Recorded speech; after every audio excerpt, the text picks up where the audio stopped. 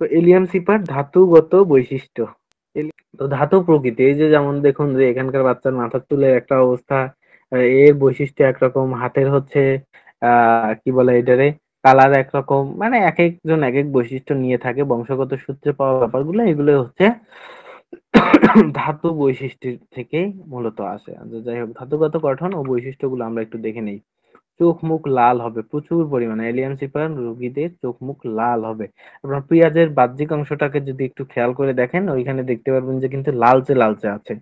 হ্যাঁ, আমি বারবার বলতেছি যে এলিয়াম সিফার মূল মন্ত্রটা হচ্ছে পিঁয়াজ, তো সবসময় খেয়াল করে রাখবেন পিঁয়াজ। এই যে ইলিয়াম সিফার রোগীদের চোখে ঝালা বা হাজাকর অবস্থা কিভাবে সৃষ্টি হয় এটা বুঝতে গেলে আপনি পিঁয়াজ কেটে চোখের সামনে ধরে রাখবেন, তাহলে বিষয়টা বুঝতে পারবেন।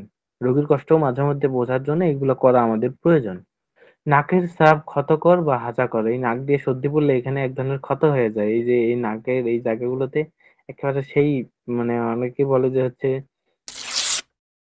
আচ্ছা, নাক লাল ও ক্ষত থাকে, হাঁচির উপরে হাঁচি, পর্যায়ক্রমে হাঁচির পর হাঁচি হইতেই থাকে হইতেই থাকে, এক নিকেষে দুই তিনটা বা চার পাঁচটা করে হতে থাকে, এমনকি সারাদিনও হাঁচি হওয়ার সম্ভাবনাটা থাকে।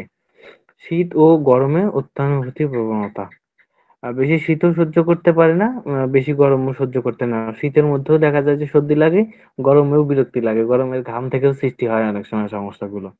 গরম কাতর রোগী একদমই গরম সহ্য করতে পারে না, মায়াজমেটিক অবস্থা